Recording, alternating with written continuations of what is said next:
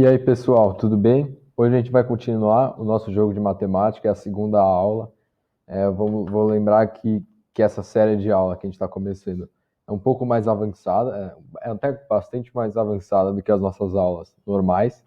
Então, não se preocupem se vocês não entenderem isso aqui, não é esperado que pegue assim rápido. Voltem nos outros vídeos que a gente tem para entender cada pedaço, porque essa é a nossa primeira aplicação real da programação, a gente está fazendo um projeto grande.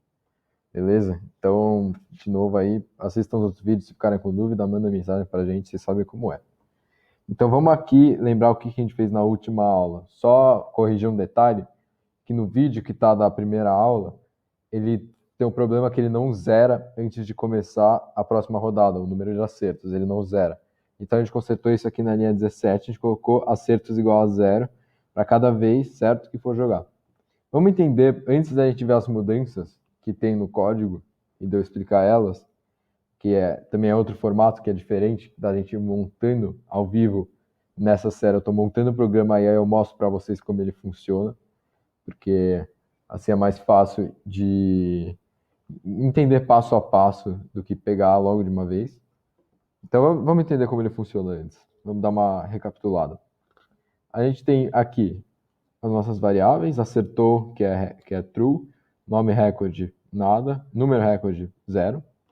Aí tem número jogando é true e acertos é zero. Então, enquanto jogando, que é real, né, acertos é igual a zero, e a gente vai pegar o nome do usuário, começar o jogo, a gente tem aqui os nossos dois números que vêm aleatoriamente entre 0 e 99, e aí a gente vai contando. Se ele acertou, acerto aumenta por 1. Se errou, a gente fala que errou, fala com a resposta certa, e acertou passa a ser false para ele sair desse loop aqui. Então, saindo disso, a gente vai aqui, linha 36. Se acerto for maior que o número de recorde, vai virar um novo recordista, e o nome do recordista é o nome dele, o usuário, que é a nossa variável, e o número é o número de acertos. Então, tudo bem. E a gente pergunta, quer jogar de novo? Não.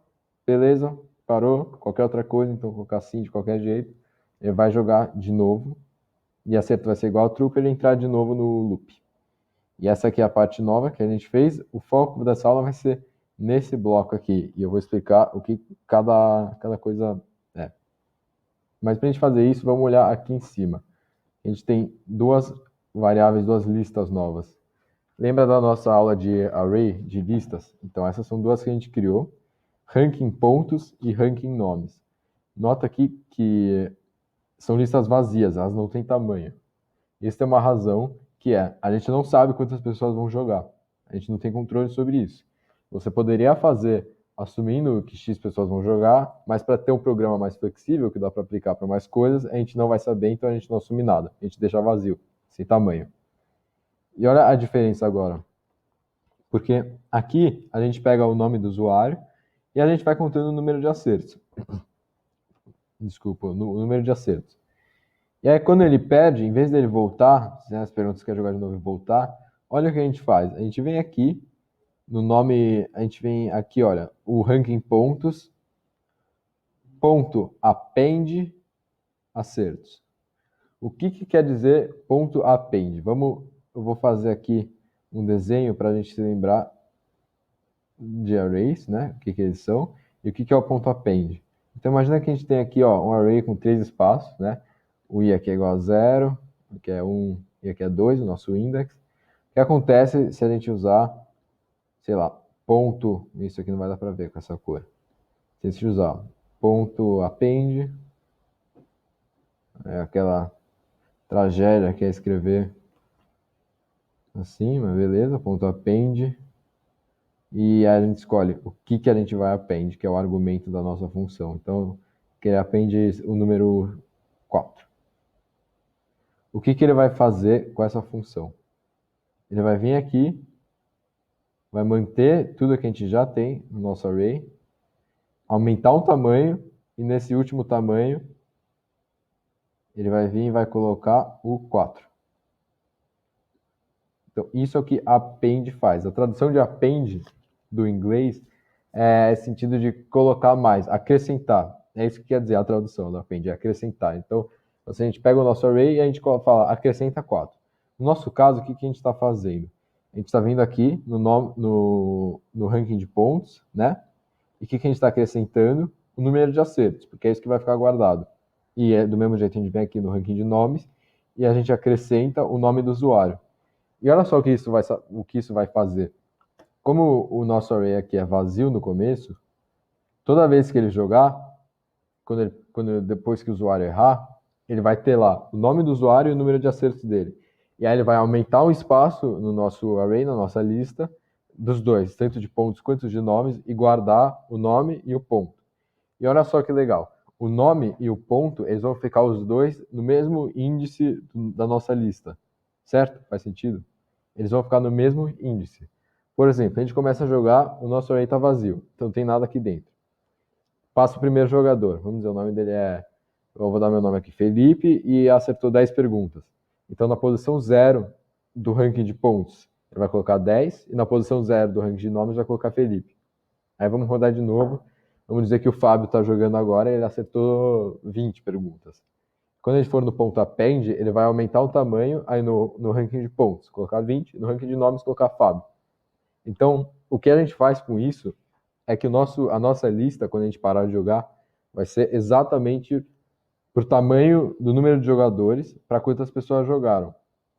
E cada posição, porque a gente tem duas listas, na verdade, certo? Uma de nomes e uma de pontos. E para cada uma delas, vai ter o mesmo índice representando cada jogador. Beleza, isso faz sentido até. Né? É um jeito que a gente pode fazer isso. E agora a parte difícil, porque o nosso desafio mesmo, isso é um jeito bom da gente guardar os nossos dados. É um jeito, a gente consegue deixar isso tudo aí, guardar eles, beleza. Agora, como a gente vai fazer para depois que parar de jogar, a gente mostrar a posição do ranking, certo? Das pessoas que pontuaram mais. Eu coloquei aqui no código para a gente dizer os 3 maiores pontuadores, em ordem, claro, além de mostrar o recordista. Como vai fazer isso? Se você quiser tentar, pausa o vídeo, tenta. Tem vários jeitos de fazer. Eu escolhi um jeito aqui que ele é mais complicado do que necessário. Eu vou explicar por quê. Ele usa algumas funções que a gente não viu ainda, mas tem uma razão boa, vou explicar. E é bem interessante. Então, se vocês quiserem, pausem aí e tentem. Eu posso dar uma dica, que é o seguinte: tudo que você fizer para ordenar a lista de pontos, para ver quem fez mais pontos, você tem que fazer igual na lista de nomes. Porque lembra que eles têm o mesmo índice da posição. Então, se você preservar isso, vai ficar tudo bem. Beleza? Então tá. Então vamos ver como eu fiz aqui. Quando a gente sai do loop do jogando, a gente vai ter os nossos dois arrays, o nosso ranking pontos e ranking nomes, todos cheios com o que a gente precisa. E a gente chega nessa parte. Aí você vê, dados é igual a zip, ranking pontos, ranking nomes. O que isso quer dizer? O que é esse ponto zip? O que o zip faz, ele é uma função que ele vai fazer o seguinte. Ele vai pegar nas duas listas, que é ranking pontos e ranking nomes, e para cada elemento do mesmo índice dessa lista, ele vai formar uma dupla, e essa dupla vai ser guardada numa outra lista que é dados. O que isso quer dizer? Deixa eu mostrar aqui, ó. Deixa eu deletar tudo. E eu vou começar a desenhar de novo. Então vamos supor que a gente tem aqui o nosso ranking de pontos. Vamos dizer 0, 3, 4, 1, 7. Então essa é a nossa lista de pontos. Né? Opa. E vamos dizer que o nosso ranking de nomes aqui é A, B, C, D, E. Eu vou falar para ficar mais fácil. A, B, C, D, E. Lembra que eles estão todos ordenados por índice. Isso é a coisa mais importante de toda essa parte do programa que a gente fez, é que o índice é o mesmo.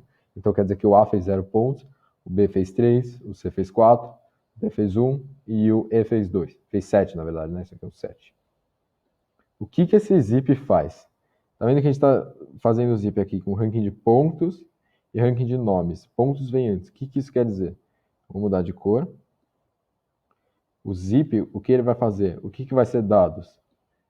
Né? Então, isso vai ser um D, aqui, dados. Vai ser, olha lá, ele vai juntar esses dois em uma dupla. E essa dupla fica dentro de parênteses. É uma outra estrutura de dado. A gente pode entrar em detalhe em outra aula. Eu acho que até vou gravar essa aula depois. Mas que por enquanto dá para fazer sem saber exatamente o que é. E como a gente está usando o pontos como primeiro argumento, ranking de pontos, eu vou ordenar isso aqui como primeiro elemento dessa nova lista, 0,A, né? O segundo, já vamos entender. O segundo vai ser 3,B. Vou consertar isso aqui. Aí o terceiro vai ser 4,C, 1,D, 7,E, até o final, mesma coisa. Esse é o conceito do que faz. Então, isso é o que é dados. Agora, como a gente vai usar isso para resolver o nosso problema? O nosso problema é mostrar aquele ranking dos maiores pontuadores. Vamos ver o que a gente tem aqui. Dados ordenados é igual a sorted dados. Mais uma função nova para a gente ver. O que quer dizer sorted? Sorted em inglês quer dizer ordenado. Então, a gente vai ordenar a lista. Por definição do Python, essa função, que também já vem com o Python, não tem que importar nada, ela ordena em ordem crescente. O que quer dizer em ordem crescente? De menor para o maior. Então, ele vai trocar essa ordem aqui no nosso dados, ele vai ordenar. E esse é outro negócio do sorted. Quando a gente tem uma estrutura como dados, ele vai ordenar pelo primeiro elemento, pelo primeiro subelemento, vamos dizer assim, de cada elemento. Então, ele vai ordenar pelos números. Então, o que ele vai fazer? Aqui vai ficar 0A, 3B, 4C, 1D, 7E. Quando a gente mandar o sorted, o que ele vai guardar? 0A, aí depois ele vai guardar 1D, eu vou escrever aqui sorted. Vou colocar sorte. Então vai ser 0A e aqui embaixo vai ser, em vez de 3B, vai ser o próximo, que é 1D. E aí depois sim vai ser 3B, 4C e 7E. Isso é o que ele vai fazer. E aí, acho que isso dá para entender legal, né? Isso é o que a gente vai fazer para os dados. Isso, o que a gente está fazendo aqui do zip, na verdade, por que a gente está fazendo isso? Porque pensa se a gente não estivesse guardando o nome dos usuários e só os pontos dele. Não faz sentido a gente ficar fazendo toda essa complicação. Mas não tem como ordenar os nomes na ordem dos pontos usando só os nomes. Impossível. Os pontos dá para fazer. A gente usar o sorted nos pontos e ele vai ordenar sozinho, porque só tem número. A gente precisa combinar as nossas duas listas em uma estrutura só, porque aí a gente consegue aplicar o conceito do sorted nessa uma estrutura e com isso ordenar os dados todos. E depois a gente vai extrair os nomes dessa lista. Vocês vão ver como vai funcionar. Vamos para a próxima linha aqui. Pontos ordenados é igual a sorted ranking pontos. Isso é o que eu estava falando. Se a gente quiser ordenar só os pontos, não tem para que se importar com os nomes. Se a gente quiser fazer só os pontos, a gente pega essa lista aqui de pontos, só isso aqui, essa, e a gente ordena isso aqui. E acabou, é só isso. Faz sentido, né? Se não fizer, comentário, zap, o que vocês quiserem. Legal. Segunda parte, que também é difícil do código, que também é uma das mais complicadas. Essa aqui vamos olhar com calma. Uma nova variável aqui, uma nova lista. Nomes ordenados, né? É igual a nomes for y nomes em dados ordenados. O que isso quer dizer? O que isso quer dizer? Vamos com calma. Lembrando que está mais complicado de propósito, eu vou explicar por que no final. Bom, então esse aqui é o nosso array nomes ordenados, é só a estrutura onde a gente vai guardar, nada de complicado por aí. Agora, o que é nomes for y, nomes em dados ordenados? O que são os argumentos aqui? Nomes for y O que que é o Y? O Y, na verdade, desculpa, estou confundindo inglês. O Y. Nomes for Y. Nessa estrutura, aqui com ranking pontos e ranking nomes, cada um dos subelementos a gente divide em X e Y. Isso minúsculo, certo? Minúsculo. X e Y. Então, quando a gente diz for é para, lembra disso. É a mesma lógica do for loop. Então, para cada um deles, ele vai fazer isso. Nomes é um nome qualquer, é o nome de uma variável que a gente vai estar usando só para fazer só para fazer essa coleção de dados. Então, para nomes em Y, o que isso quer dizer? Para cada um dos Ys aqui, a gente vai falar para esse nome, aí depois para esse nome, aí depois para esse nomes, pá. Em dados ordenados. Esse nomes em dados, esse nomes é a mesma coisa. A gente está falando para a variável da posição Y dentro de dados ordenados, a gente vai guardar isso dentro de nomes ordenados. E dados ordenados, lembra agora, olha que sacada legal, porque dados ordenados, essa que está aqui, 0A, 1D, 3B, 4C, 7E. Está ordenado na ordem que a gente quer, já que é a ordem crescente. Então está resolvido. Então, se a gente puxar o nome de cada um desses elementos, que é o Y, se a gente puxar o Y, que é o nome dos dados ordenados, e colocar isso numa outra lista, você vê que a gente está agora, tem uma lista com os nomes na ordem certa, que é a mesma ordem dos números, dos pontos ordenados. Então, a gente tem agora exatamente o que a gente precisa. E, com isso, agora é mais tranquilo. A gente vai usar, se não entendeu, pausa, volta. Eu tentei explicar o mais claro que eu consegui, mas lembrando, você sabe como funciona aqui. E com isso, então, a gente vai para a última parte, que é nomes ordenados have de reverse e pontos ordenados reverse, porque ele está em ordem crescente, do menor para o maior, e a gente quer saber do maior para o menor. Então a gente usa esse reversed, quer dizer reverter, em inglês. E o que ele vai fazer? Ele vai pegar, ele vai trocar a nossa lista para ter do maior para o menor. E a gente tem que colocar o argumento aqui também, tem que colocar a função, isso dentro da função list, para formar uma lista. Porque senão ele sai do tipo de estrutura que a gente precisa e a gente quer uma lista. Então, em vez de ter 0, porque quando a gente tiver aqui pontos ordenados, o que a gente vai ter? 0, 1, 3, 4, 7. Quando a gente fizer list, reverse, a gente vai ter 7, 4, 3, 1, 0. E para os nomes, que estão na mesma ordem, mesma coisa, eles vão trocar de lugar. E aí, última parte, mais fácil dessa aula nova, for, o para, né? E em range, então no alcance de 3, vamos repetir 3 vezes, que a gente quer mostrar os 3 melhores. Print, e mais 1, lembro mais 1 porque ele começa em 0, então se a gente quiser mostrar a primeira posição, a gente tem que acrescentar 1, primeira, segunda e terceira, porque ele vai 0, 1 a 2, e mais 1. Vamos dar um espacinho aqui, a gente vai pegar o elemento i dos nomes, vai falar com, quantos pontos, pontos ordenados, o elemento i também. E é isso. Pausa se vocês precisarem. Olhem bem o código, isso aqui. E agora a gente vai testar. Eu vou fazer que nem a última vez, eu vou chamar a galera aqui de casa para dar uma brincada com o programa. Mas deixa eu falar agora porque eu fiz esse jeito mais complicado, esse jeito mais impuro, vamos dizer assim.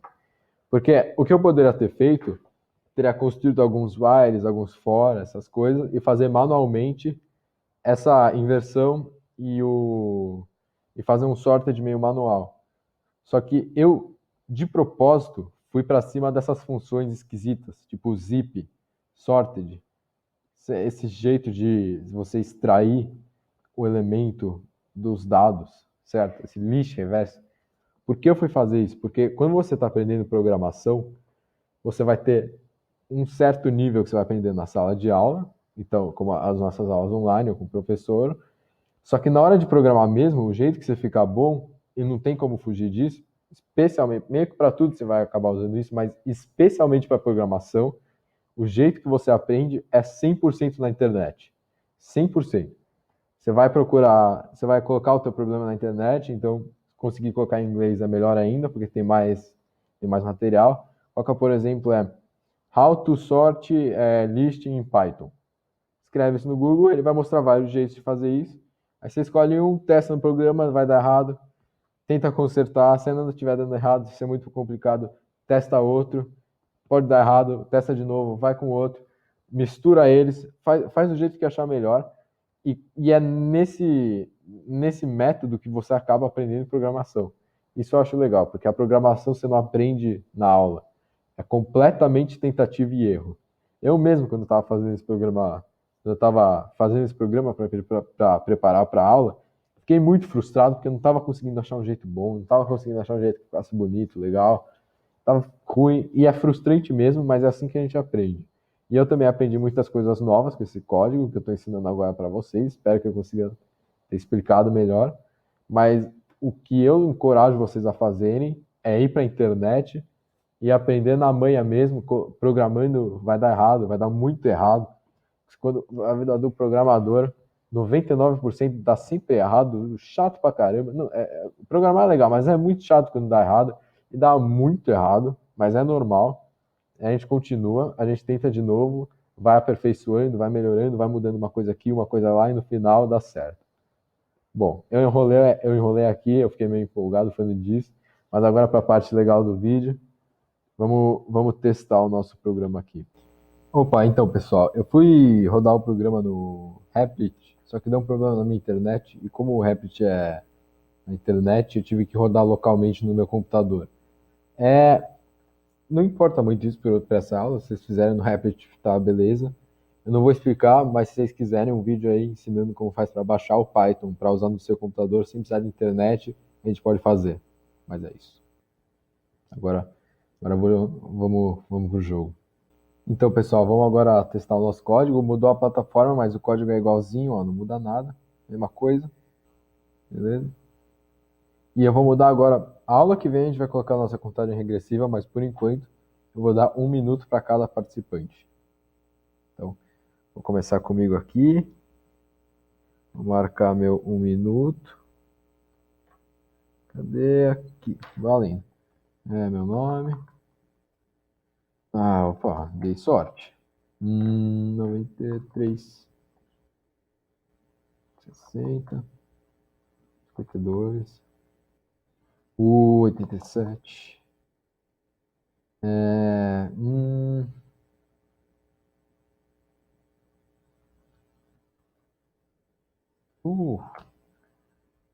60, beleza. Ok.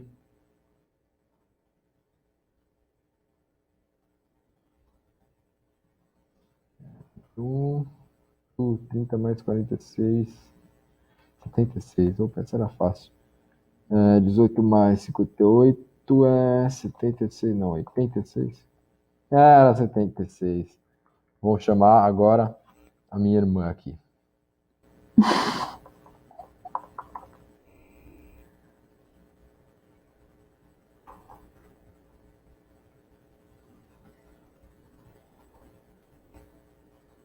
Já errou. Como? Nossa, já errou. Tá.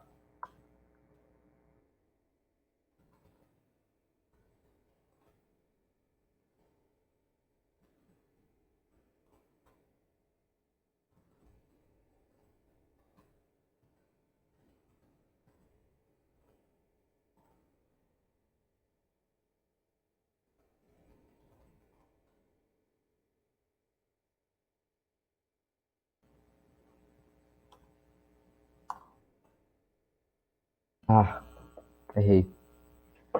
Peraí, calma, deixa eu pôr meu nome. Calma. Ai. Peraí. Vai.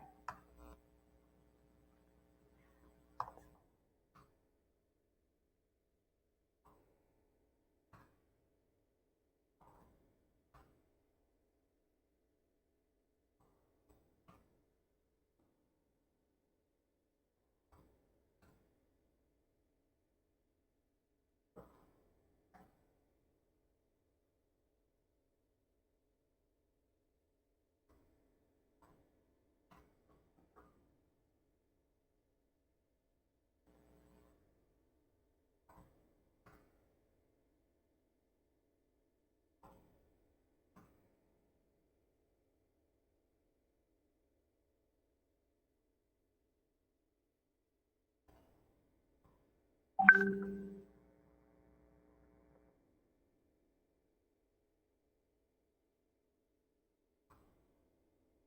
bem na hora. Beleza, pessoal. Agora para a hora mais importante do vídeo. Para primeiro ver quem ganhou e para também ver se nosso programa está funcionando. Quer jogar de novo? Não? E ó lá, ele dá o ranking. A gente sabe que 4 pessoas jogaram. E então só saem 3 dos 3 melhores. Eu ganhei hoje por 1 ponto de diferença da minha mãe. E o meu irmão Rafa acertou 6. Então é isso aí. Essa foi a nossa aula. O programa funcionou, ficou bem legal. A aula que vem a gente vai colocar a nossa contagem regressiva no programa para dar um pouquinho mais de pressão, ficar mais legal. E aí depois a gente vai aprender outras coisas. Não vou dar muito spoiler assim do que a gente vai aprender, mas vai ficar bem mais organizado, porque o nosso programa está um pouco feio. A gente vai organizar ele melhor. E mais para frente também a gente vai colocar uma interface gráfica para ele ficar um jogo muito top. Mas essa foi a aula de hoje. Espero que vocês tenham gostado. Dúvida, qualquer coisa, sabe onde alcançar a gente. Valeu, pessoal. Tchau, tchau.